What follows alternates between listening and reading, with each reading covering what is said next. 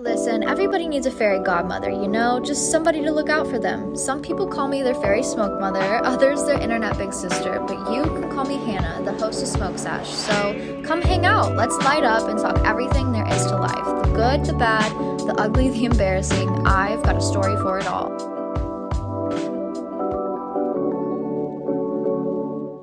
Hello, hotties of the world. Welcome back to everybody's favorite internet smoke sesh. My name is Hannah, your host, and I am so excited to be back with you guys today. Oh my goodness, how are we feeling? Thank you for all the love on last episode.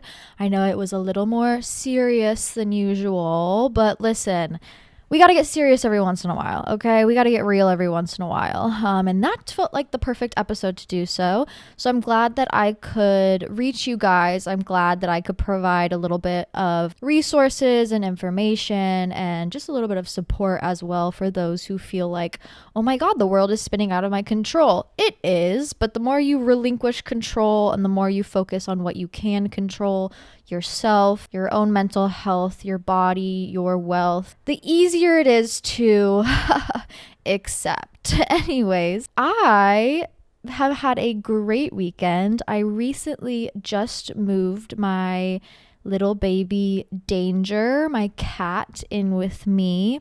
So he is so happy to be here. It's been 3 days so far. He has settled in quite nicely. He is my baby boy. I got him when I think I was 12, maybe 13. That's crazy considering I'm 25.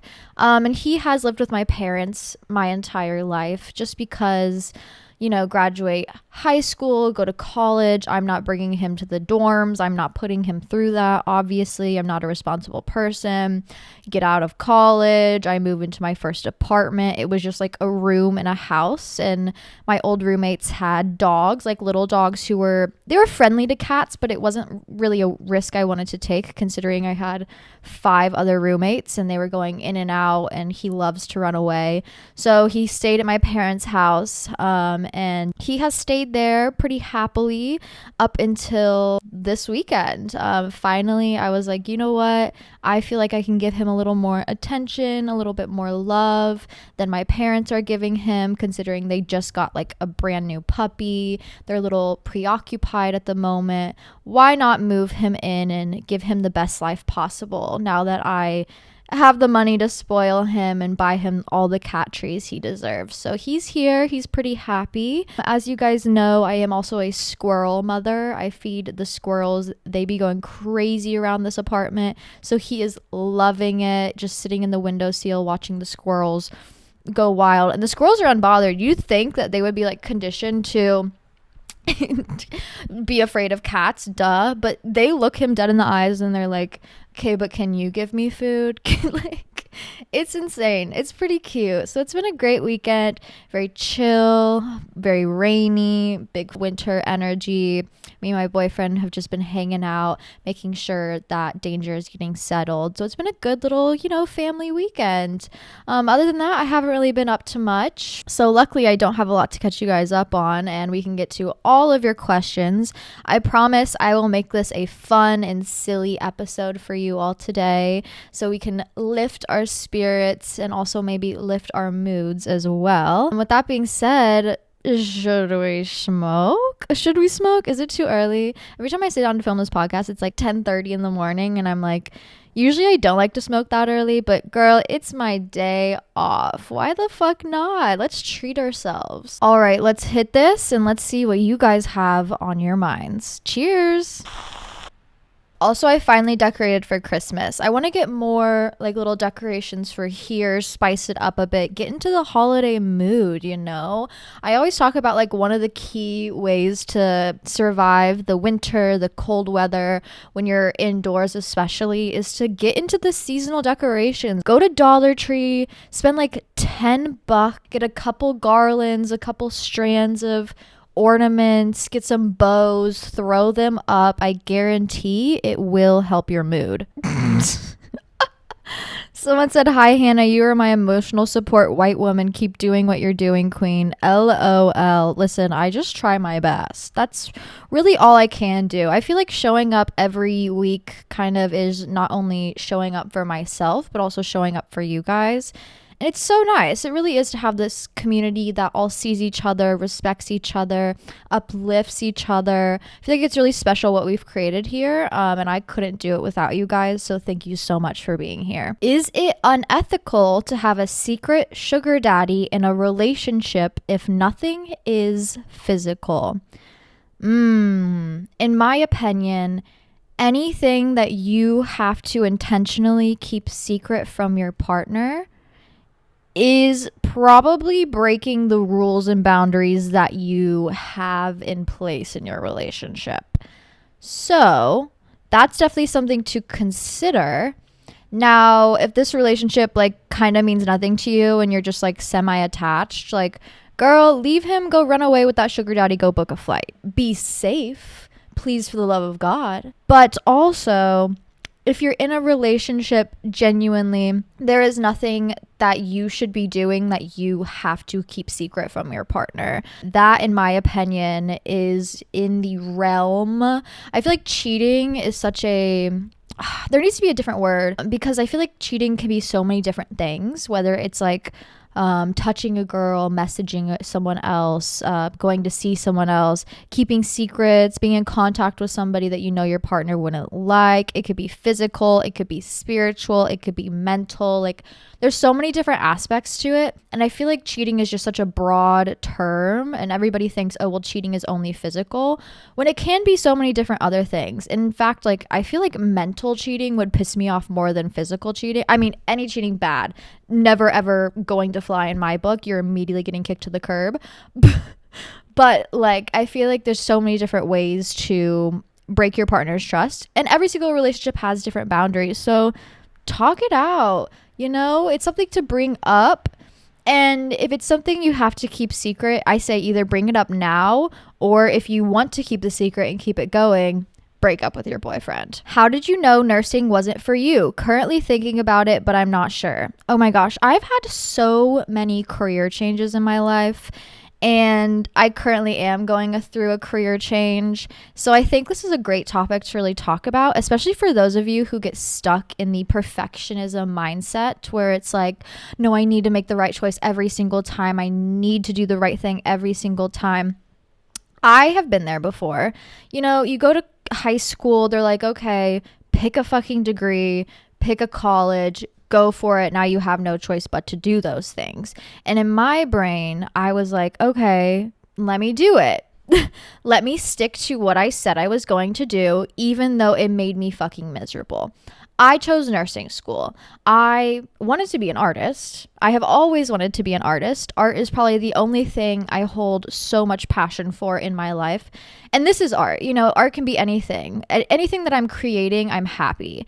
And I don't know why I chose nursing school. Actually, I do. I did enjoy the aspect of taking care of people. I do enjoy the aspect of taking care of people. I enjoy the aspect of being a helping hand. Even in the medical process, it's nothing that I was ever afraid of. I'm fine with blood. I'm fine with surgeries, anything like that. And I did have like a morbid curiosity about it. So it did seem like a real, authentic route that I could take.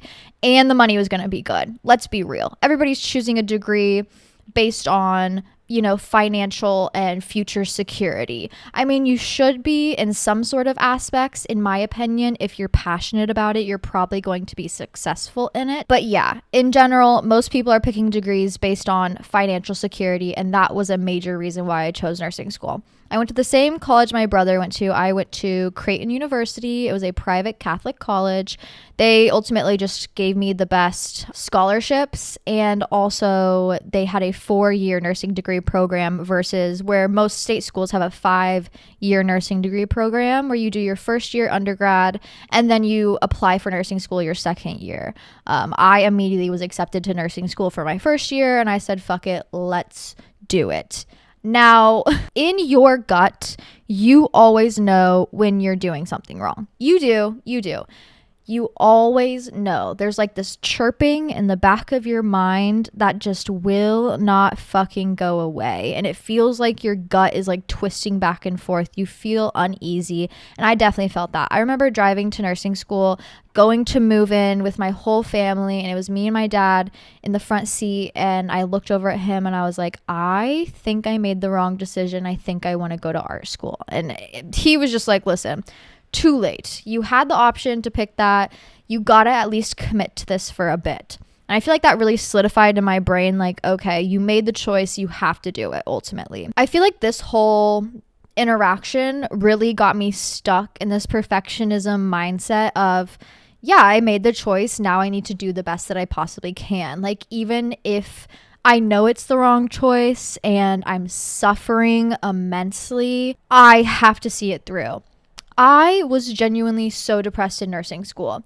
Now, I was interested in it. I was succeeding in it, but it was the ultimate factor of, I know this is the wrong choice for me. My gut is not happy here. My brain is not happy here. My soul is not happy here. That it was killing me. I could not see it through physically. My mental health was on a decline, even though I was getting all A's, even though I was succeeding better than anybody else in my entire grade. I was suffering immensely. I knew I made the wrong choice. Ultimately, now sitting here and looking back, I am so proud of myself for seeing the situation for what it was and making a new choice to save myself, to better myself, to put myself genuinely on the right track. That perfectionism, no, I need to make the right choice, I need to stick to what I said, really was keeping me in a place that was just killing my soul. And in reality, I needed to follow what truly made me happy. And making a new choice and going on a new direction and understanding, you know what, sometimes we make mistakes, but you always have the choice to start over, to try again. That really freed me. I mean, it was a hard choice to make. I had a backup plan, move home, apply for art school. So it wasn't like I'm just dropping out of college and doing nothing. As soon as I made that call, my soul has never felt so free. You know when you make the right decision. And it's okay if you find yourself in a place where you're like, fuck, I think I'm on the wrong path. I think I'm doing the wrong things. Even if it seems good on the outside, but on the inside, like genuinely, I'm not going to be happy here. It's okay to sit down with yourself and be like, you know what? I made the wrong call. I made the wrong decision. I know this isn't sitting right with me and I need to adjust my life. That shows more maturity and understanding in yourself and more drive than sticking to what you said just because you said it. If you do not genuinely want to be there, it's okay to make a change in your life. It's going to be hard. It's going to be the hardest thing you've ever done. But as soon as I made that call, I have never felt more free in my entire life. Ultimately, looking back, I am so proud of myself. I was so young at the time too. I was like, 19, for choosing to kind of stop seeing all my friends, stop going onto my usual routine, to completely backtrack and to start brand new. I was one of the oldest people in my freshman year at art school. I was definitely a little bit out of place, but I knew what I needed and I knew what I wanted, and I made that hard choice, and ultimately I succeeded and did better, way, way better than I ever would have if I stayed in nursing school. Simply based on the fact of I finally put myself onto the right path. It's okay if you find yourself on the wrong path. It's okay if you catch yourself and you're like, shit, I think I made the wrong decision. The smart people will recognize, oh my God, I need to change, and they will choose that hard decision to make a change, to backtrack, to put themselves on the right course. You need to be smart and make that decision. Now, weigh it out. Don't just, because you simply hated a day so much that you have to quit entirely. Weigh your options. Think about it a little bit. Make a pros and cons list. Really sit down and ask your soul, what is the right path, and how can I rebuild my 5-year plan now. That's something that I had to do while in nursing school, where it's like, okay, well, let me look at applications for art school, let me weigh my options, let me make sure that I am creating a good path for myself and not just blowing up my entire life for nothing. But I knew what I wanted, I knew what I needed to survive. I knew nursing school was going to kill me. I knew nursing in general was not going to be good for my mental health. And I said, you know what? I am not going to make my mental health worse for the aspect of perfectionism and having to stick to something that did not seem right in my soul. I am going to stand up for myself. I am going to make that hard change. I am going to persevere, and I'm going to push into the path that is truly right for me. Now, I think nursing school is a great option. All of my friends are nurses. The things that they tell me now, I genuinely am so happy I am not a nurse. Nurses deserve so much more money. Holy shit. The things that they get put through, insane. Teachers, nurses, any sort of like public service worker, you guys deserve the entire world, because people are fucking insane. And that is some shit that I simply could not put up with. And I am only able to see that now that I am stepped outside of it and I have different perspectives of people around me. And I'm so glad that I was smart enough to recognize what I needed and make that change, because ultimately I dodged a fucking bullet. Now, the friends that I do have, they're nurses. It is what they wanted to do, and they're finding paths in there that they do enjoy. I don't necessarily think it's a bad choice. Nursing school is very, very hard. It is extremely hard. And if you are able to complete that, props to you. That is insane. And I am so proud of you. So I don't want you to see challenges as roadblocks. You will always face obstacles. And if you see your soul wanting to persevere through those obstacles, it's probably the right choice for you. But if you see yourself sitting and daydreaming about an alternate reality, about a different path, about a different place of where you actually want to be in life, not just, cheap dreams such as, oh, well, I'm stuck in the library, but I wish I was in Italy right now. No, real solid dreams where it's like, I want a full career change.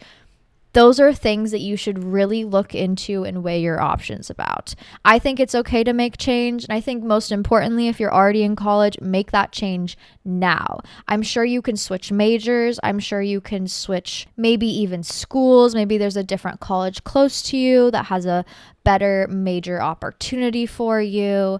There's always an opportunity to change. There's always an opportunity to adjust. And I think that's important to note. It's easier to do while you're younger. It's harder to do the older you get. So if you're young and you see yourself needing to adjust your path, do it now. Be brave for yourself, stand up for yourself, and speak up for yourself. I think that's a majority of what I had a problem with. Everybody around me was telling me, well, you made your bed, now you got to lay in it. But I knew I was suffering, and I knew if I didn't speak up for myself, ultimately, I don't know, it could have been my downfall. Not to be dramatic, but I'm a dramatic ass bitch. Let's be real. And genuinely thank God for 19-year-old Hannah for seeing a clear path, for making that adjustment, for making that hard change. It is probably one of the best decisions I've ever made in my life. Now, I don't think you should just drop out of college because it's hard. That's not what I'm saying. But yeah, if you need a new path, I think it's okay. And that's why I tell everybody, if you are in high school right now listening to this, go into college undecided. It's okay to do. It's okay to do. Believe it or not, you can go to college undecided. I know, crazy, right? Who would have fucking thought? Find a school that overall matches your personality, matches your lifestyle, is in an area that you are going to enjoy, that is going to help you thrive. Make sure that school has maybe 2 or 3 really good programs that you're interested in. It's like, okay, well, maybe I want to go into the science field, but also maybe I want to go into philosophy field. Maybe I want to go into the artistic side of things. Good. Well, this college has options for all 3 of those.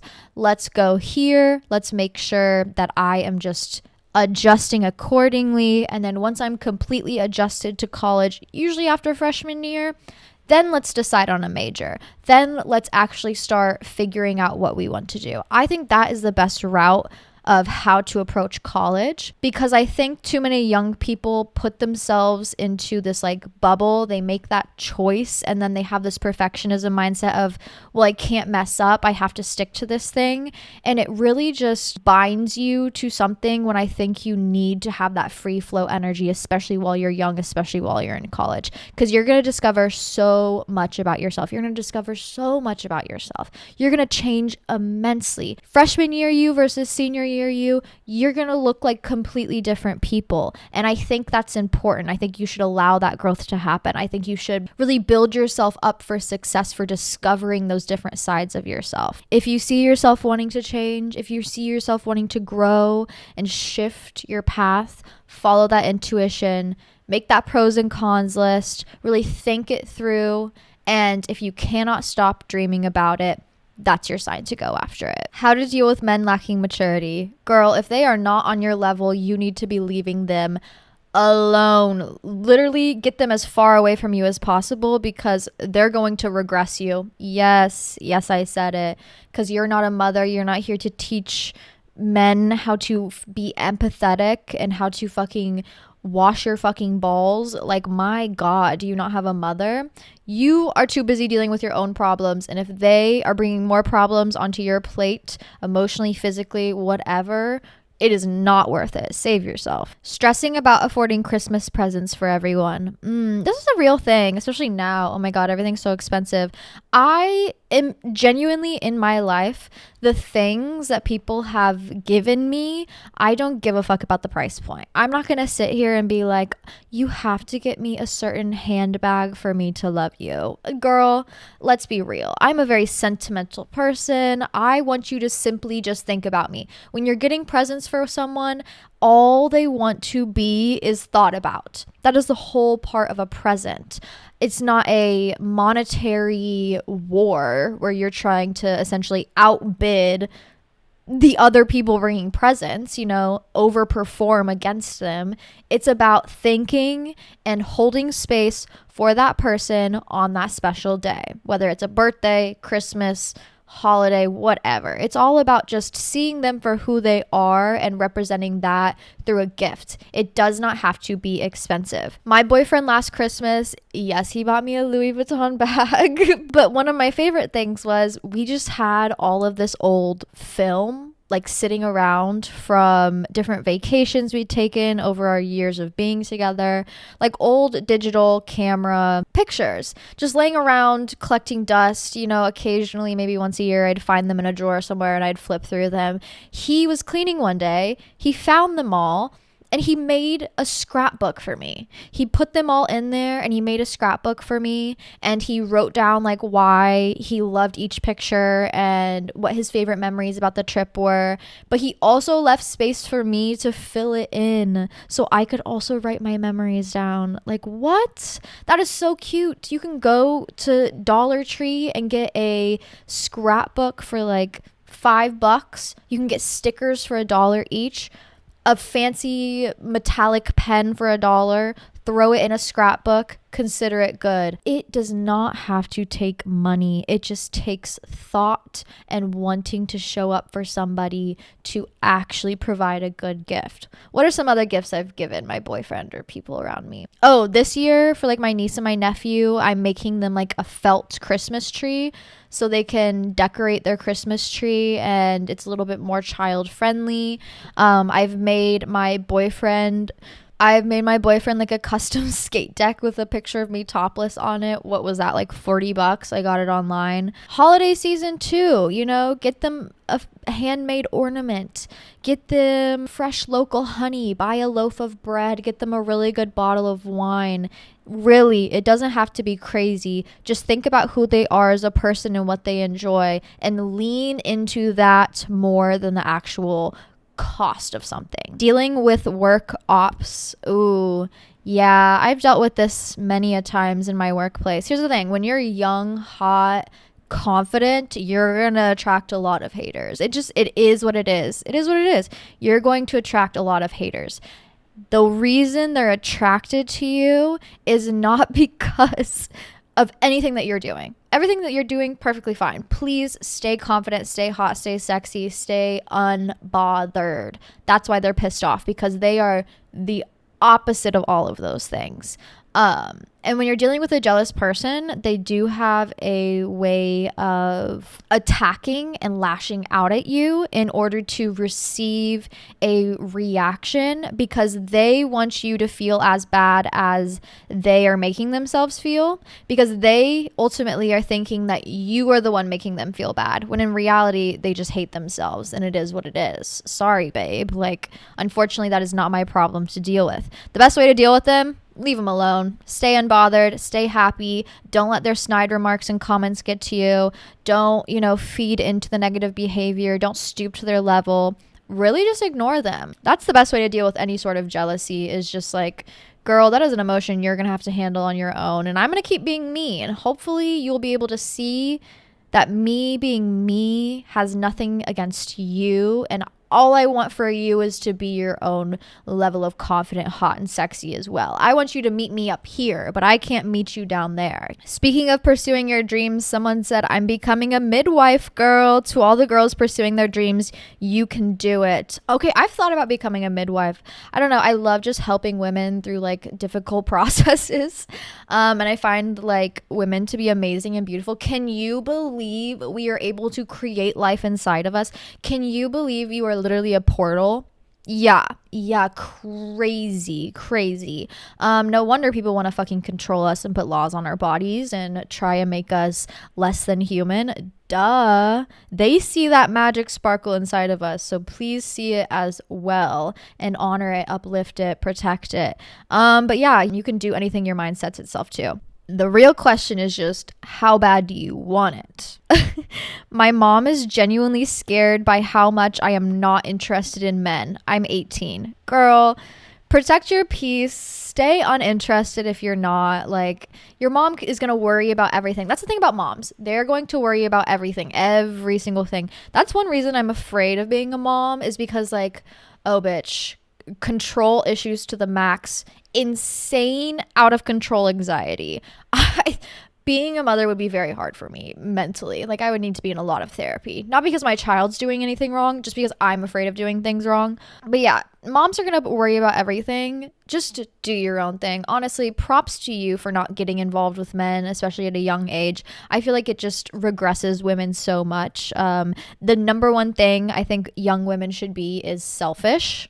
I think they're not that enough, and I think too many young women put up with shitty men for way too fucking long because they're young and they have so much love in their heart, and I want you to stay young and full of love forever. But I was the same way.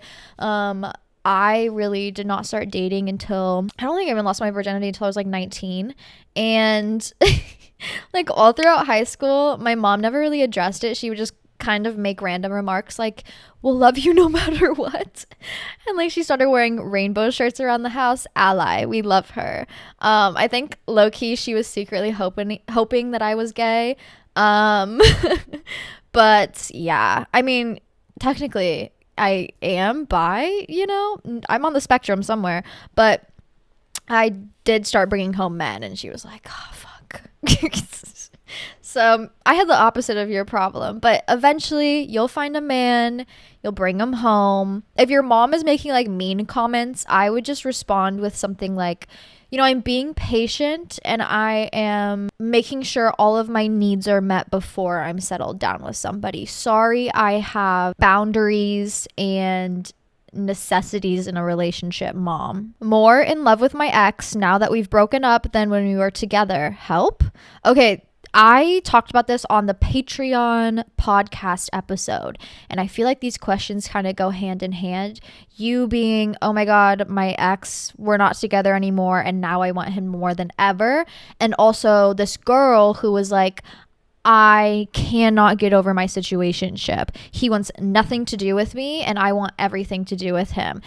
These are the same exact situations because it's you and somebody who is completely out of reach. You only want them because they're out of reach. That's the only reason you want them. The allegory I gave her was, when you go into a grocery store, Pretend you're 3, okay? You go into a grocery store, you see a chocolate bar, you're at checkout, you see the candy aisle, you ask your mom, you're like, I don't really want a chocolate bar, but I'm here, let me take advantage of it.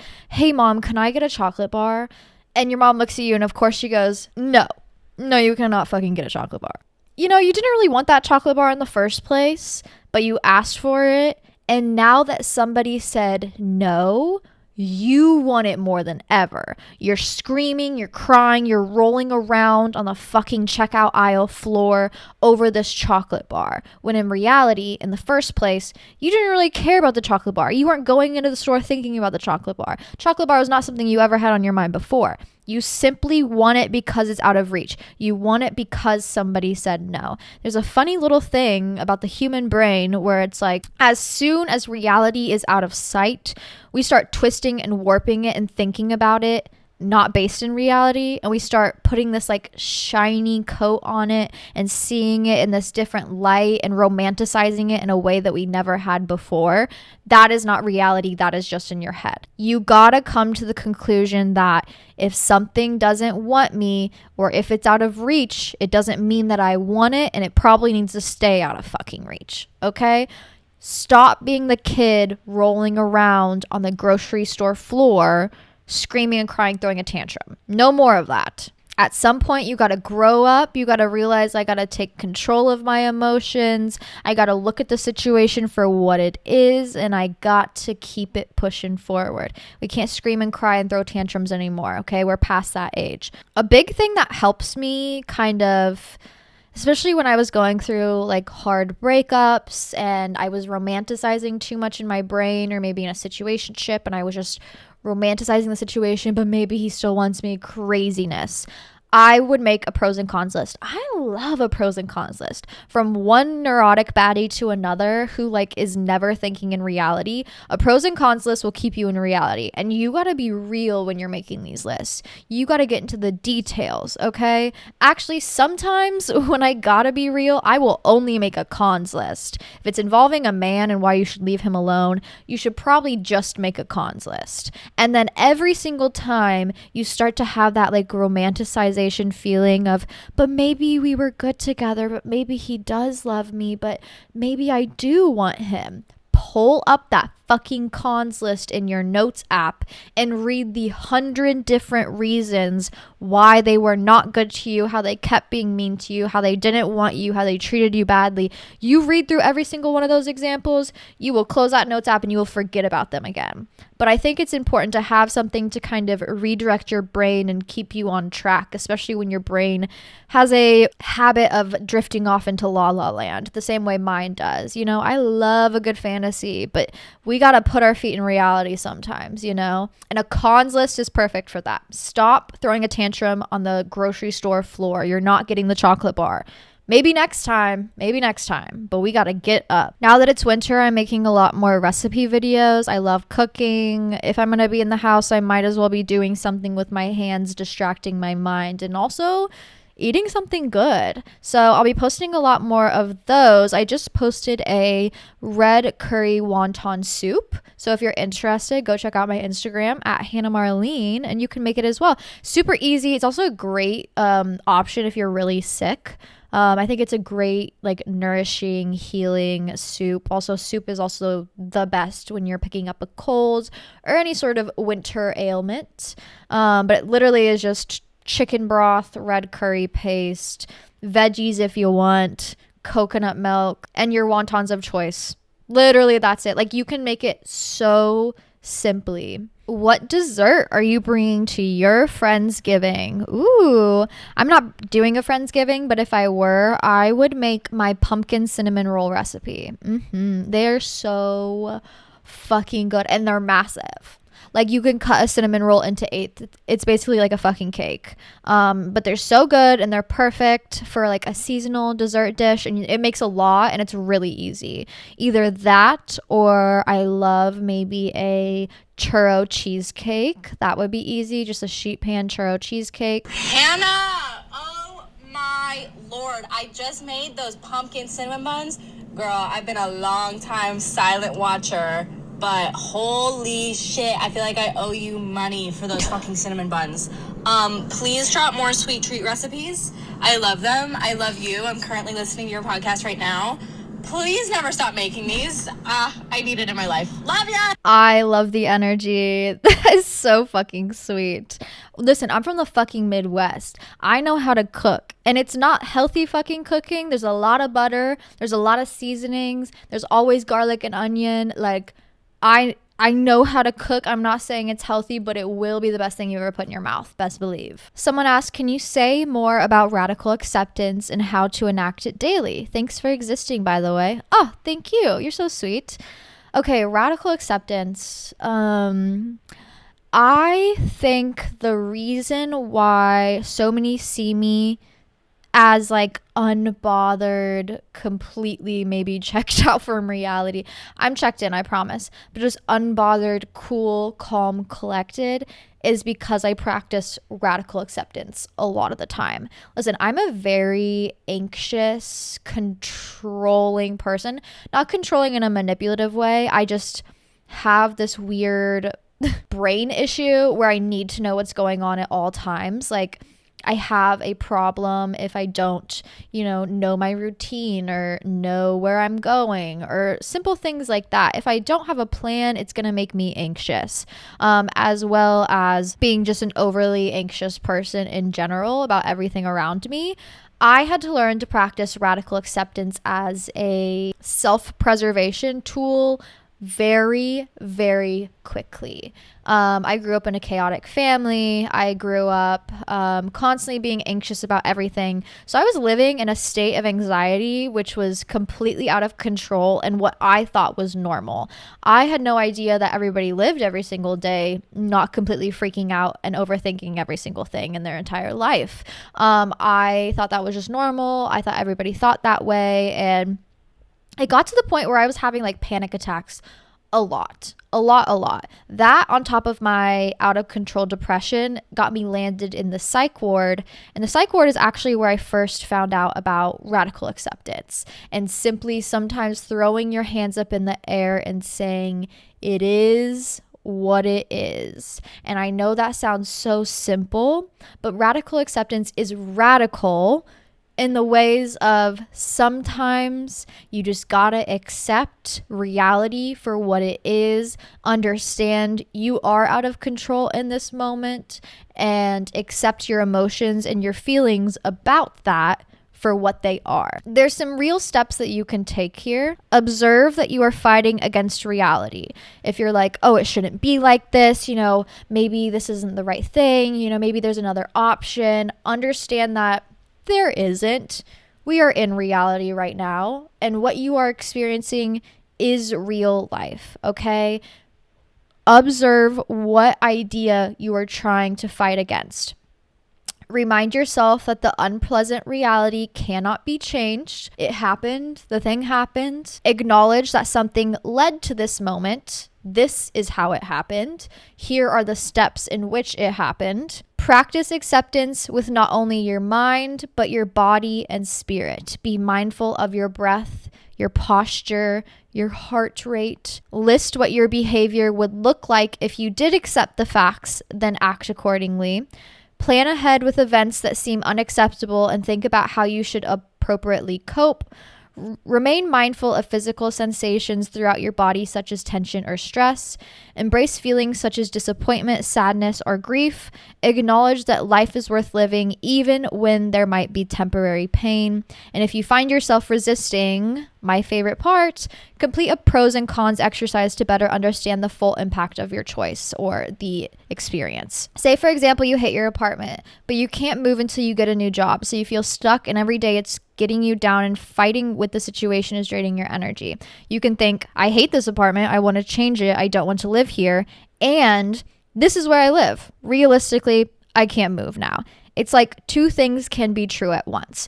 I feel like a lot of the times people just feel the emotional buildup and they feel the negative energy. And of course, when you feel a negative emotion, you want to make a change about it. You want to adjust your situation, your reality, so you stop feeling that negative emotion.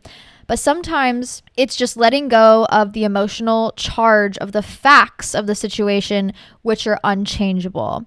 Accepting your situation or something that happened in the past doesn't mean you like or approve of it, or that you don't still want to change it. It's just accepting your emotions and your situation for what they are and adjusting and moving accordingly.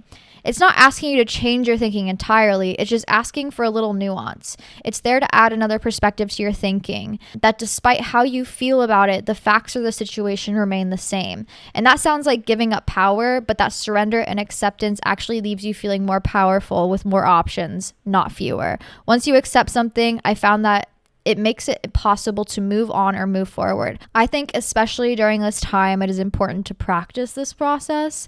It's important to lean into this side of, fuck it, it is what it is. I'm here. Situation has played out how it is. Fate has rolled its dice. There is no going back in time. We are here. The only option now is to move forward. It's okay if you're in a place where you're like, this sucks. I hate where I am. I don't like it. But are you going to let that emotion take over your life and you're going to sit here and constantly think about how you could have done something differently? Or are you going to get the fuck up, feel your emotion, and make a change accordingly? Adjust your situation for what it is. Make a plan to move forward. You can't move backward. There is no moving backwards. So how are you going to move forward in the best way possible? Ultimately, it took me making a lot of mistakes for me to learn this power. It took a lot of wrong choices. It took a lot of bad situations for me to finally fucking throw my hands up in the air and say, you know what? I'm tired of feeling out of control because I am upset with where I am. I ultimately am in control. I can accept this for what it is and say this sucks. And you know what? Always make a change in my life. I can always move forward. That is the ultimate fact of life, is you always have the option to wake up and adjust your situation. Sometimes your situation sucks and that's okay. But feeling that emotion fully, processing that emotion, not giving it weight and letting it overtake you, and using that to fuel you forward is the best way to go about life. Radical acceptance. The it is what it is mentality. And I feel like it is what it is such an affirmation. It is what it is. We are where we are. Whatever happens, happens. It's just like that sometimes. It's out of my control now. Maybe I should smoke a bowl. You know, sometimes you just gotta fucking throw your hands up in the air and understand you can't control everything. That is the key to a successful life. That's the key to that unbothered mentality. And the more you try to grip and control and backtrack the situation, the more out of control you're going to feel, the more high emotions you're going to feel, the worse things are going to get. Relinquish control, understand life is flowing through you, and move with life. Adjust accordingly, feel your emotions, accept it for what it is. I love you. Hi, Hannah. I love you. Been listening to your pod since the very first podcast you ever had. Always love hearing what you have to say and just hanging out. Just wondering if you have any advice for somebody who is an artist and trying to make it more into their career or job, if you will, and trying to get it out into the community and noticed by very specific people that you have in mind. If you have any advice or suggestions, I would love to hear from you. You're always so insightful and helpful and creative. I hope you're having a great day. Okay, hey, baddie. First of all, I love using Instagram for your guys' questions, because every single question that people are submitting, I look at the profile picture and I'm like, yup, baddie. Yup, baddie. This is a community of baddies, and I love that for us. Okay, art. Putting yourself out there. Getting your name on the map. How the fuck do you do it? I think there's two different major routes you can take. You can take the old school route of maybe going to college, doing internships, doing creative outreach, signing up for classes, signing up for courses, and then from there, networking. there's a lot of networking that goes into art, especially the old school art world. You had to get into that scene by, talking to people, getting to know them, letting them get to know you. I realized how important this was actually from the owner of my restaurant. He went to the same art school I did. He's like very old, but a insane networker. Watching him network with people at my restaurant is crazy. It's so impressive. And I didn't realize it's such a important tool for anybody to learn, and especially in the art world to learn, because the more people know you, the more they have that emotional connection to you, and the more they want to show up for you. It is human nature, especially if they like you. They'll want to keep you in mind. They'll want to give you these opportunities. They'll want to include you in future things that you can participate in. So you can do it the old school route by word of mouth, networking, putting yourself into situations, applying your art for different showings, and maybe taking courses, talking to the professors, networking that way. I feel like that's the old school way, in-person networking. I went the new age route, which is social media networking, in that sort of sense. And what's great about social media, what's amazing about social media, is at the tip of our fingers, we have access to so much information, so much connection, outreach to people that you would have never even met in your entire life if we didn't have it. And I think that is beautiful. And I think if you are a person who is trying to get your art seen and known out there, the easiest thing you can do is post it. It's the easiest thing you can do. Just upload it. And there's something genuinely so freeing about posting to the void, about just putting it out there and seeing what people connect with and what they don't, and what they pull from the different things that you're posting, who is enjoying it, who is interacting with it. I think that whole atmosphere is so energizing and so interesting.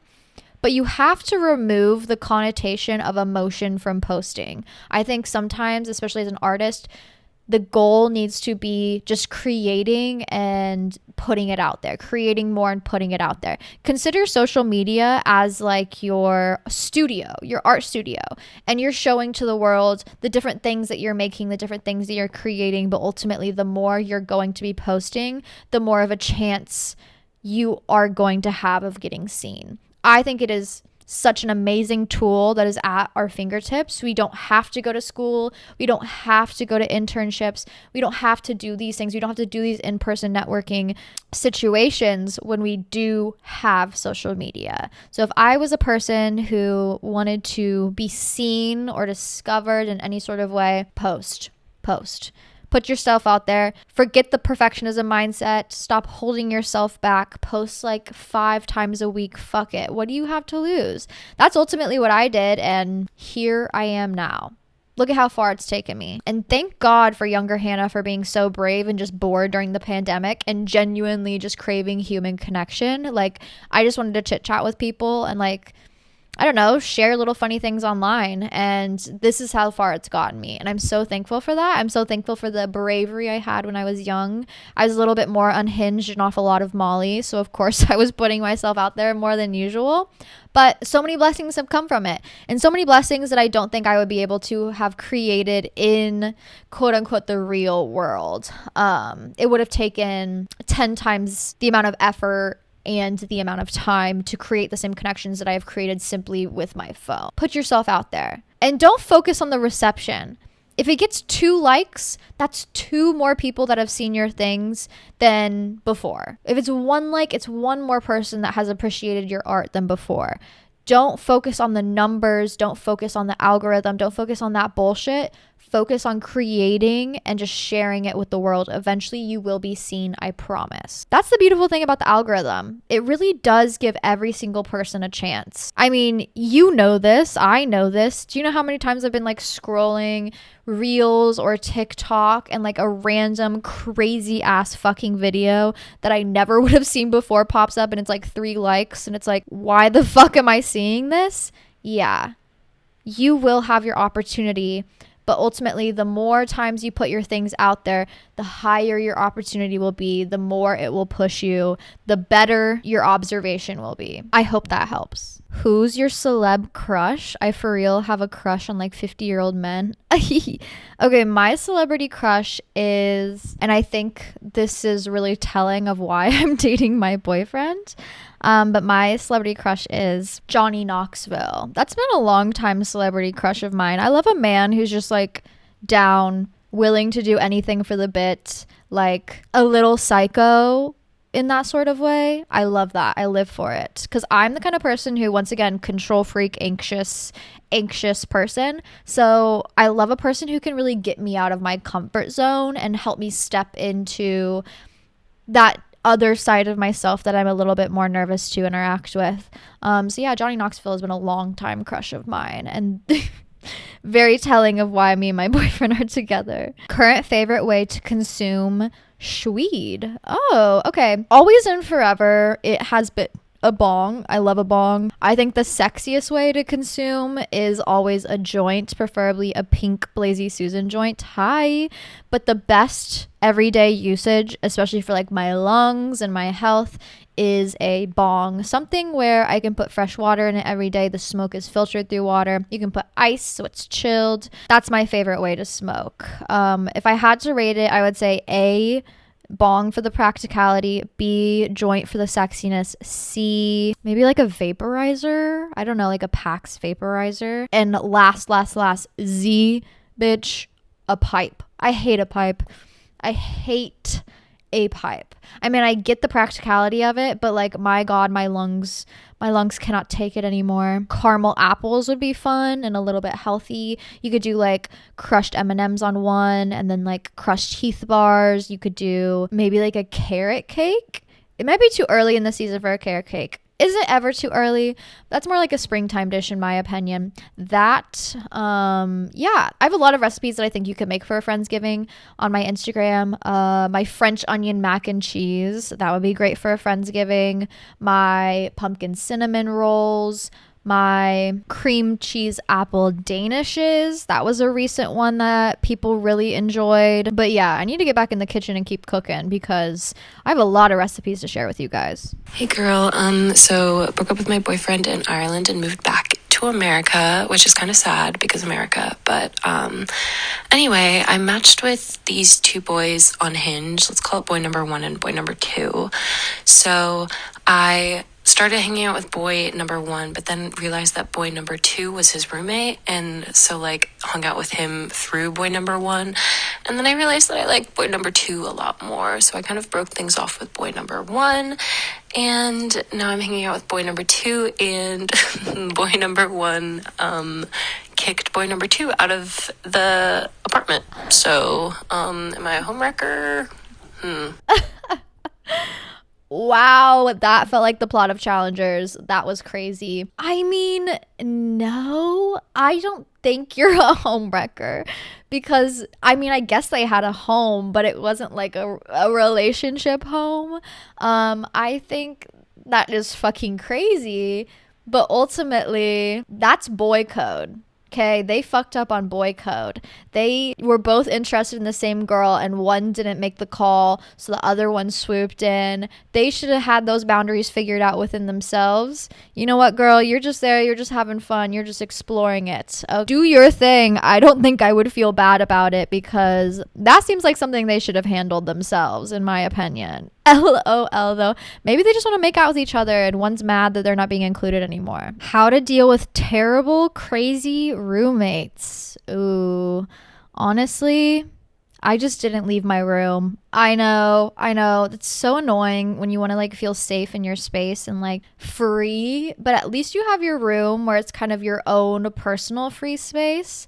But yeah, living with terrible roommates sucks. I love living alone, but I understand like the financial necessity of having to have roommates. I used to have roommates who were bartenders and like love bartenders, but they were late night bartenders where it was like they're getting off work at 8 a.m. and then making a frozen pizza and then like they're so drunk they're leaving it on the floor and now all of a sudden we have like a mice infestation. Like, girl, I cannot be doing this. I cannot be cleaning after you. Like, that is just not going to work. I've also had like passive aggressive roommates where it's like, why are you making my life a living hell? I literally don't leave my room. I don't know what's going on. And the best way to handle any sort of interaction like that is communication. I know, and it's so annoying, especially when you maybe communicate and you're not received well. That shit really fucking sucks. But at least you said what's on your mind. At least you got it off your chest. You said what's on your mind. You communicated the best you can. Ultimately, after you do that, all you can really do at that point is throw your hands up in the air and say, I did my part. They either are going to receive this or they're going to keep being themselves. Either way, I'm not going to sit with the guilt of wanting to say something that I didn't ultimately say. But yeah, everybody goes through the shitty roommate phase. Survive the best you can. Make your room a safe space for yourself. Communicate the best you can. And ultimately, it will drive you into a better place. You're going to live alone eventually. It's just one of those phases of life that you got to make it through. Hey girl, I just wanted to say that my therapist knows about you because she was asking about if I have a more positive or negative mentality. And I was like, well, recently I've been really listening to this podcast that I love. And this girl has such a positive outlook on life. And I'm just really inspired by her. And that's been making me just a happier person. And she's like, oh, I'm so happy for you. You should keep listening to this podcast. So I just wanted to say thank you for that. And my therapist approves of you. And she's like, what's the podcast about? And I was like, oh, she just smokes a bunch of weed and like answers questions. She's like, wow, that's amazing. I love that. So you might have a new fan too. All right. Have a great day. You're so beautiful and so smart, and I love you. Bye. You're so beautiful and so smart. Oh my God. That's so fucking funny. So many people get on here and they're like, girl, why don't you just become a therapist? Would love, honestly. I think that would be great. Maybe one day. I feel like I'm doing enough therapy here as it is, and I enjoy this situation. So I'm glad I can help you guys reach maybe a more positive mindset. And yeah, getting the therapist check mark, that is a gold star in my book. I appreciate that so much. That's so funny that you're sharing me with your therapist. Someone asked, what's my craziest going out story? This is kind of a fun one to end on. Why not? Let's get messy. Everybody loves my story times also, so let's do a quick one, end the pod on a good vibe. So if you guys don't know, I used to be a party girl. I used to judge people who went to raves. That was simply because I don't know. I was young. I was a little bit more prude. I wasn't even smoking weed at the time, so I was seeing people go to raves and I was like, that's embarrassing. Like, they're just going to do drugs. That's embarrassing. That was the Christianity that was warping my brain and the DARE program, And then I realized no, life can be fun, and I ended up going to a rave and I realized this is the most magical place on earth. This is like Disneyland, but for adults who like to party. And I love music. I loved going out. I loved social drinking. But then having crazy music to dance to and having a plethora of drugs around me, I fell into that scene immediately. Now, I don't think you have to do drugs to go to raves or you have to be completely obliterated out of your mind. I think raves are such a safe space and really so inclusive, and everybody's so positive. And ultimately, I've had really, really great experiences at raves sober. But, I did really enjoy my Molly during that time. Me and Miss Molly had a difficult relationship. Like any sort of habitual drug use, there's going to be some ups and downs. And I think I had a lot of downs on that drug, which is why I don't talk about it a lot, because I don't want to really promote it. I don't really want to make somebody curious enough to try it. I do think if you're going to do anything, please make sure you are doing it safely. Please make sure you have a trip sitter. Please make sure you are testing your drugs. Please make sure you have Narcan on you. These are just basic things that everybody should be aware of, especially in any sort of party space. I want you to be the safest that you possibly can, because I definitely put myself into some situations that I maybe shouldn't have been in, and I'm surprised I made it out alive. There are a lot of those party situations, but I was deep into my rave phase with my last ex. Also, should we talk about Brianna chicken fry real quick? Sorry, my ADHD brain is really getting to me. But the whole Brianna Chicken Fries Zach Bryan thing, he is an insane, alcoholic, narcissistic, abusive man. That is the epitome of narcissistic abuse, okay? And there's so much that she has yet to say, and more will keep coming out. But those men exist a lot. They exist everywhere. And the way that they're able to entrap these women, and I know this because my last ex was this exact person, and no, you don't have to be famous to be this fucking insane. A lot of broke young men have the same audacity as he does. They entrap you by making you believe that every single thing you're doing is wrong, okay? Putting all the blame on you. Oh, it's your birthday, so it's your fault that I'm having to come celebrate you. Oh, you know, you wanted this, so you're being demanding, and I don't like a woman who's demanding. Making you cry and then making you feel bad about crying, making you feel bad about having emotions because he's being mean to you.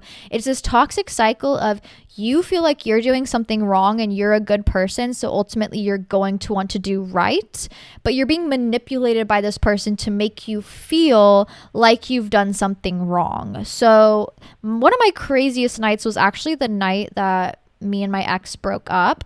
I have never been more free in my entire life. I finally had that realization, you know, and I love seeing Brianna have this realization as well, where it's like, holy shit, the abuse that I was being put through was insane, and now I'm free, and now I finally can be a human again, and it is just so enthralling and so exciting. So the actually night that me and my ex broke up was a night where we were supposed to go to a rave together, okay? I was in the bathroom. I was probably looking too sexy for him. So he was like, I'm not going anymore. I had gotten these tickets for him for his birthday. It was supposed to be a birthday celebration. Well, I'm not going anymore because, you know, you look this way and I don't want other people looking at you this way, and you just want attention. So that's why you want to go. And like something in my fucking brain snapped. I was like, bitch, fuck you. I'm over this. I cannot do it anymore. I'm done. I am going to this rave alone. I'm going to this rave alone. Ultimately, I'm not supporting. Please be safe. But I ended up leaving this man's house, grabbing all my stuff, leaving this man's house in like a thong fucking one piece and 7-inch stomping boots and fishnets, getting to this concert alone, popping some Molly, getting on that dance floor, having a great fucking time, having the best time of my life, meeting people on the dance floor. The opener of the DJ ended up being on the dance floor too, danced with him, chatted him up, ended up at a second club, ended up in VIP section, am getting treated lavishly, am dancing, having a great time, popping bottles, you know, party girls out with fucking sparklers and $1,000 bottles that I'm not paying for, enjoying my time. And it's so funny because it took me kind of like going batshit crazy, which of course finally I am, and finding myself in this VIP section surrounded by all of these people who are rich as fuck, don't care, just there to spread love and support each other, for me to be like, that piece of shit can rot at home with an Xbox controller in his hand. Yeah, I hope he's mad. And yeah, partied all night with these people, having a good time, looking for a good time.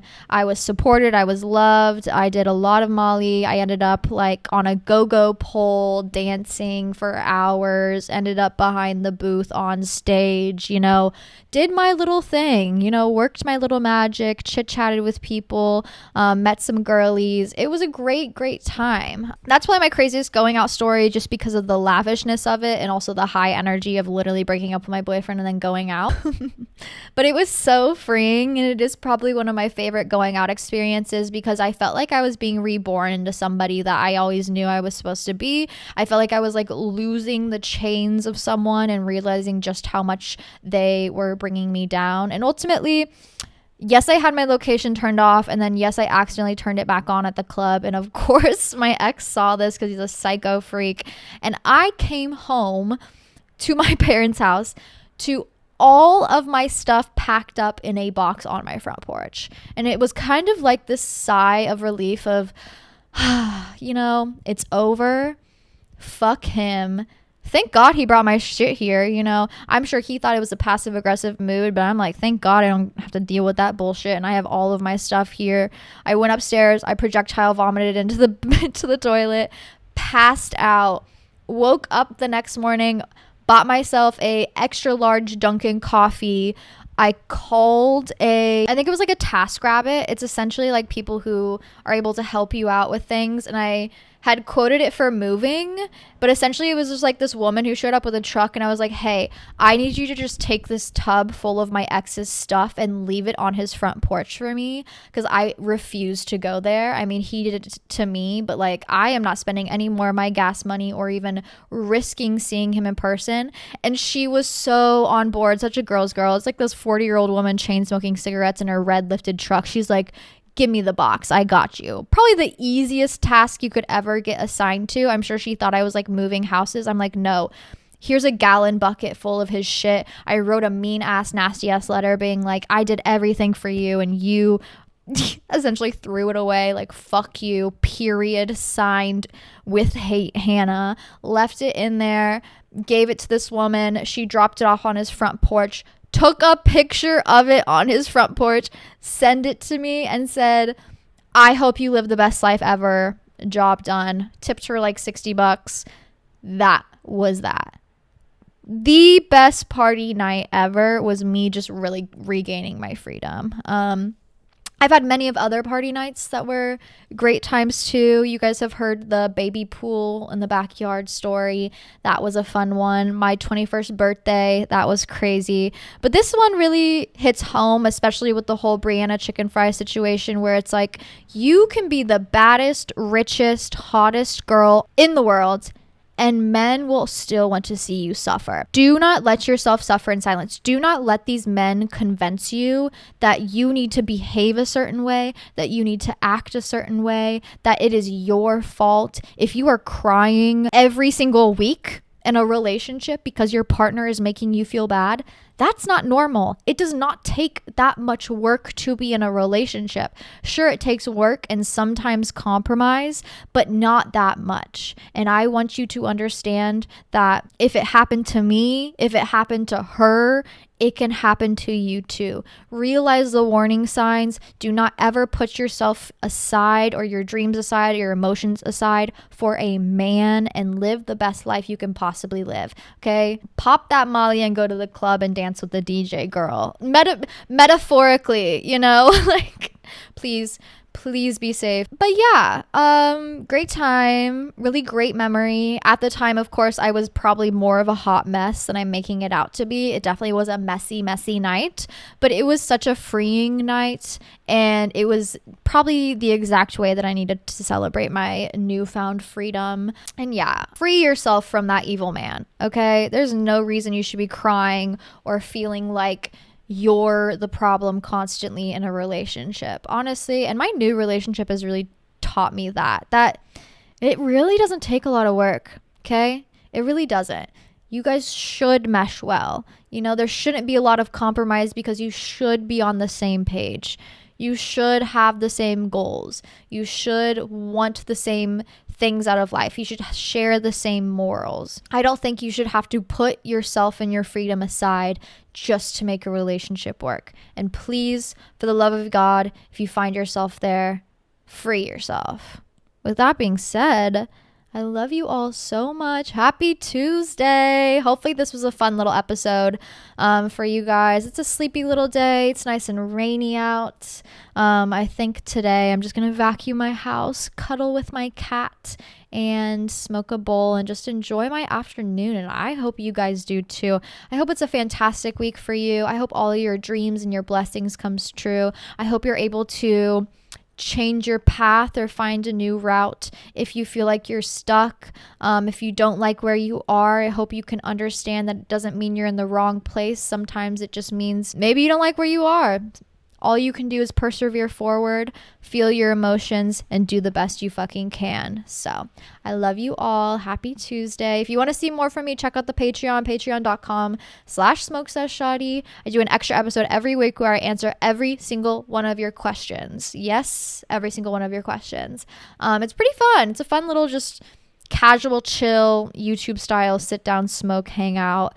I also post Monday affirmations, Sunday spiritual journal prompts, astrology updates, and much, much more. Also, if you want to see my recipes, my famous recipes, or just what I'm up to, follow the Instagram at Hannah Marlene. I upload the questionnaire for this every single Sunday. Also, I want to hear your voice more. You guys are such cuties. Send all the call-ins. I want to hear your voice. I want to hear what you have to say, okay? You guys are what make this podcast. So I want to hear more from you. I want to hear crazy things. I want to hear what's on your mind. Nothing is too outlandish for me. Show up, be yourself, do the best you can.